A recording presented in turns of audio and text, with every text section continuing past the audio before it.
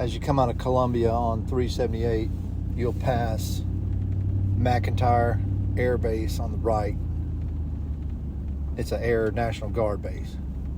You'll cross over the Wateree River, and as you come up the hill out of the swamp towards Sumter, you'll hang a right on 261 and head out like you're going to Pinewood. And 10 miles out on your right is the right turn to go to Poinsett State Park. As you come out here from Wedgefield on 261, you're right in the middle of Manchester State Forest. It's a managed forest where they're growing pine trees and cutting pine trees. They also allow mountain biking and horseback riding, hiking.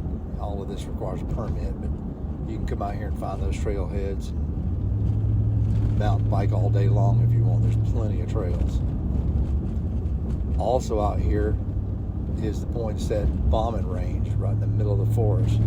There's a fence and a cleared path all the way around the thing, so you cannot mistake it.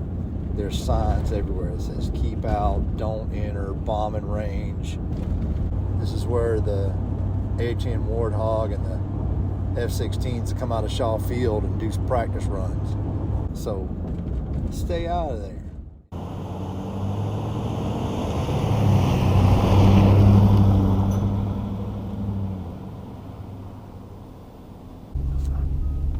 It took 200 men in 3 different CCC camps to build Poinsett State Park. No. Using the local limestone named coquina, they built the foundations for all the shelters and most of the rock work that you see around the camp, the walls, the entrance, all that stuff.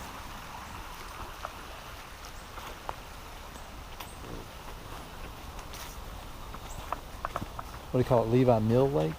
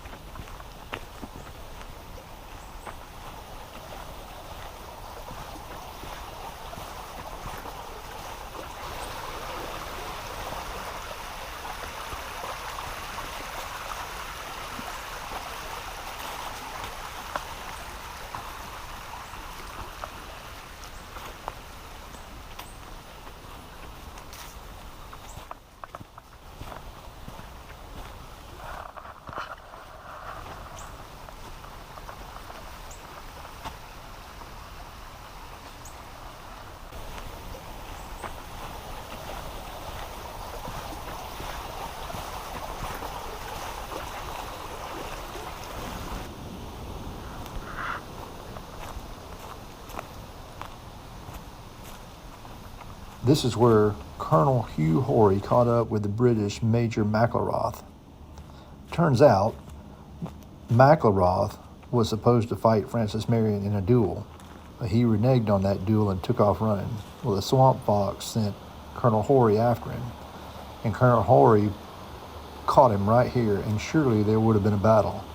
However, the Singleton family had come down with smallpox, and Horry, although a brave man, was also a prudent man, and he didn't want to endanger his troops to smallpox, so decided not to engage the British here.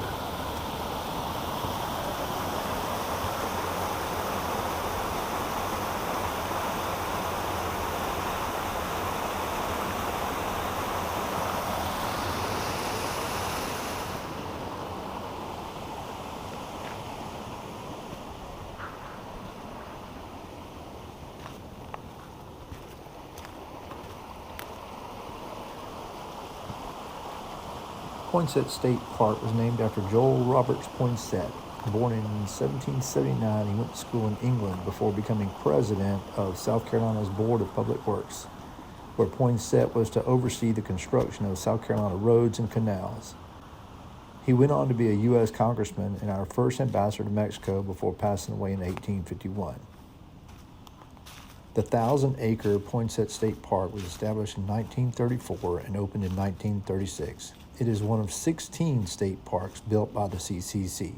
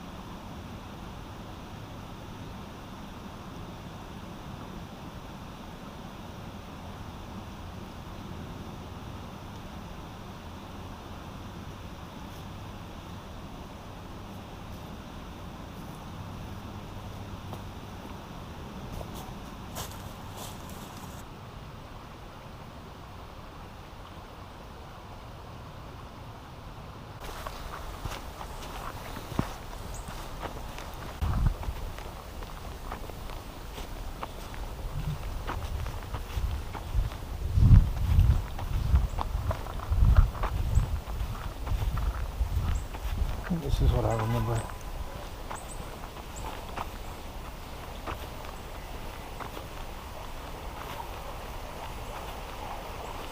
Yeah, you know that's slick too, boy.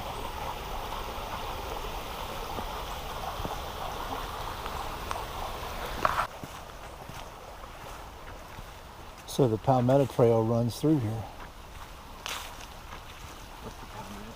It's a coast to mountains trail. It goes from like maybe Charleston all the way up to Oconee Station. And it's mostly done. But there's a few spots where there's nothing. But I don't want to hike any trails today because I don't know how far they are.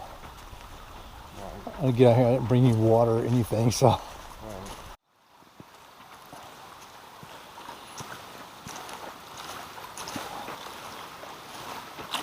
I had a chocolate chip cookie today. One chocolate chip cookie? Uh-huh. Yeah.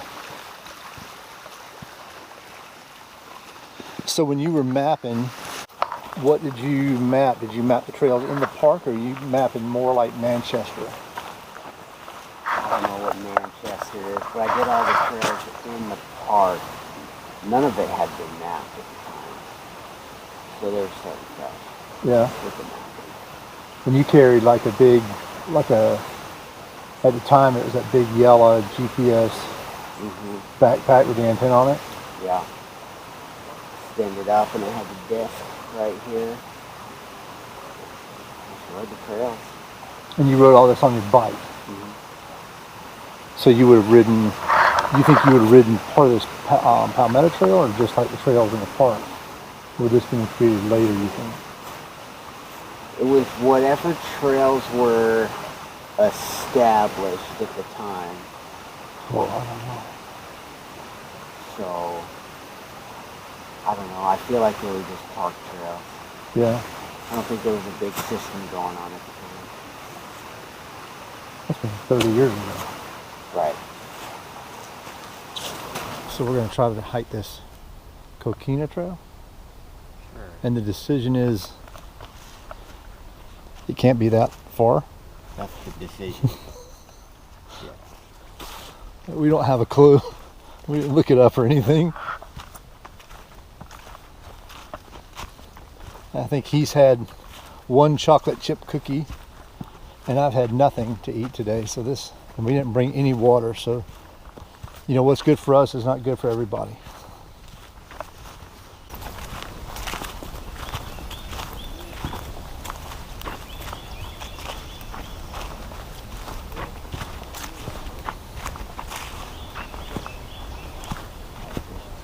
Yeah, it's probably just a little fishing spot. That is a good one. Mm-hmm. Mm-hmm.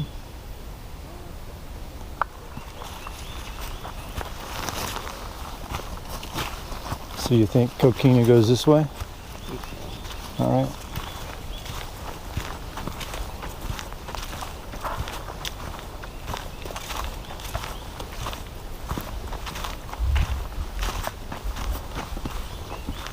It's kind of not real clearly marked what's the Palmetto and what's the Coquina. And I may be saying Coquina wrong.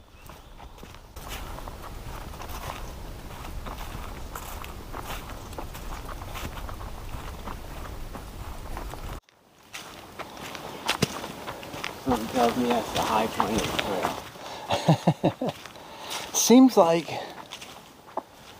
now that I'm here, I kind of remember this being here. Like,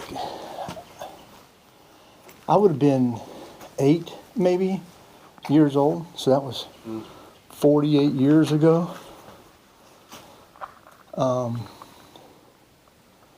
But our church used to do walkathons up here, and it seems like an exploratory 8-year-old young man would have walked up here to this thing. Yeah. Seems like I have a vague recollection.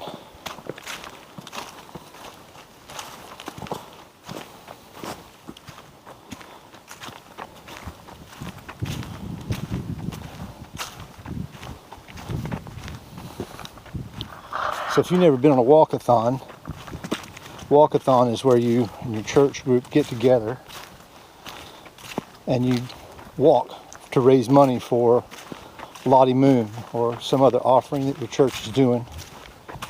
And you pledge to walk so many miles. Maybe it was, I don't know, 20 miles from the church to here. So you go in your neighborhood and people would sponsor you for a nickel a mile. You would knock on doors. And if you did your mileage, they would give you that nickel per mile, and you would raise that money as a walker for that offering. Do you ever see that episode of The Office where he sponsors some kid that's doing a walkathon, but he thinks it's for the whole thing? So he sponsors him for like $50, and then he finds out later that it's $50 a mile. No. And he tries to get his money back. That's a good one.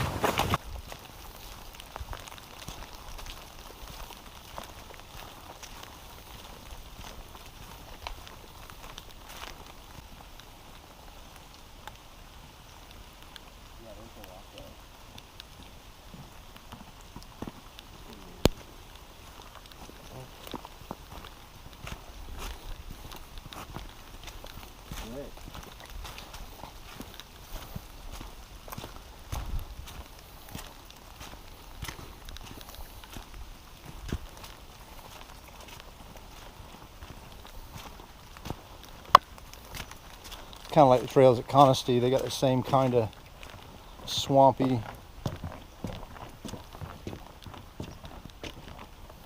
boardwalk. Honesty? Yeah, over by the house.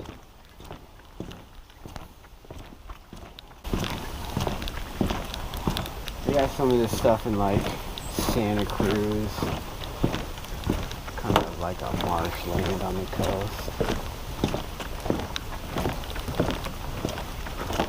This walkway looks fairly new. You should have chalk lined these screws though. I'll put that in there, Yelp. This is a mess. What are you doing? Yeah.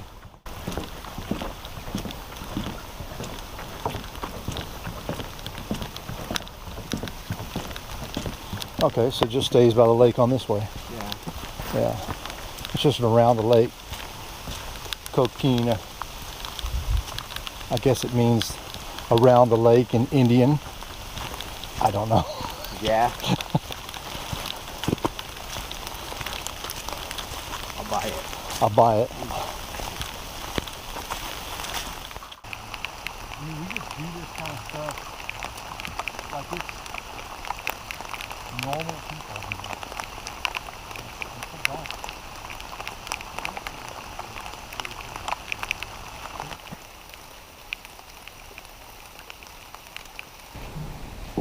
So you worked here from what, 16, 17? How old were you? Yeah, something like that. I can't remember exactly when. Does this coming back here, does it spark any like significant memories? I remember something happening with my truck, and it was my fault. Mom had to come pick me up, and she was not happy. Did you drive the Suzu up here? Mm-hmm. The blue one? I think I bought it from somebody who worked here. I probably took it muddy and burnt out the clutch or something like that. Typical. Yeah. I'm still doing that. Typical young man behavior. Yeah. What I remember about it most was the Tuesdays and Thursday nights mountain biking after work. Oh, yeah. And I would pick you up in the Blazer. And I know on the way in, we tried to find some of those trail heads or whatever. But that was kind of our time, is what I remember about it. Yeah. Like, we didn't have bunches of time, just me and you, and that was kind of our time. And we did some hiking and we did some camping, but that was kind of our weekly. Is that what you remember? Yeah. Yeah, that's good. Yeah. A lot of exertion and trying to be competitive. Yeah. Yeah, pushing it. You know, finding that threshold and going past it. That was about the time that I figured out that I wasn't a team sports guy. And I was like, I'll just do my own thing. You know? Like mountain biking and surfing and rock climbing and all that stuff is individual. Push yourself past what you did yesterday. Yeah. Yeah.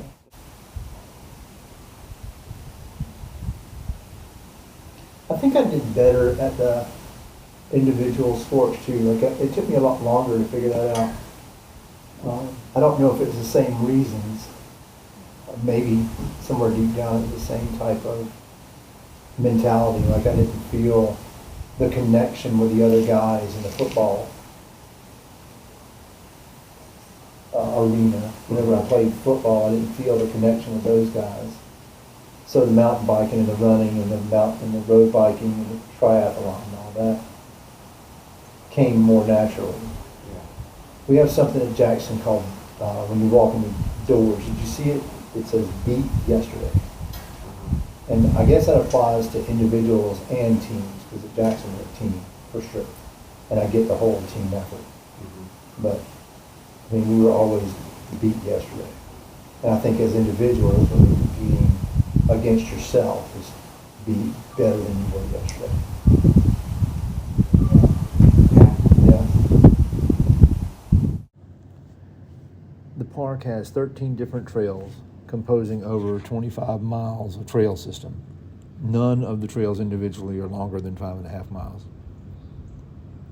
There are 5 different picnic shelters, 3 right off the main parking lot, along with a bathhouse. You can take the right off the main road to the campground and access the hilltop shelter or the overlook shelter. There is also a shelter/bathhouse in the main campground. There are 24 RV campsites in that main campground, and all of them will accommodate up to a 40-foot rig, and all of them have full hookups. There are 26 campsites for tent camping and a large open area for primitive camping for large groups. If camping isn't your thing, you can also rent a cabin. There are 5 cabins in the park.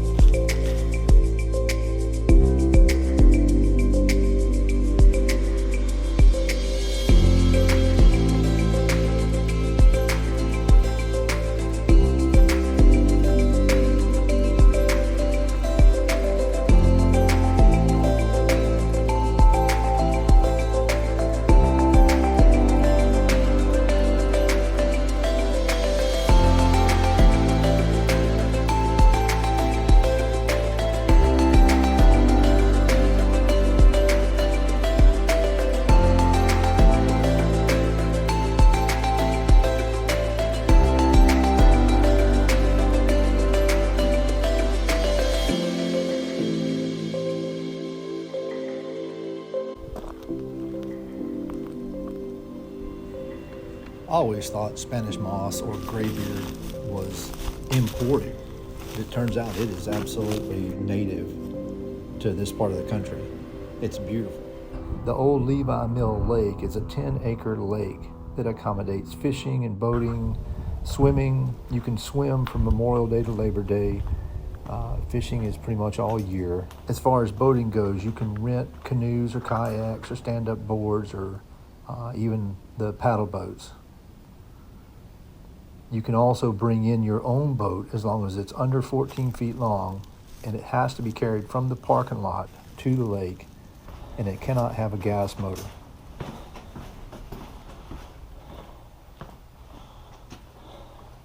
You ready to roll? Sure.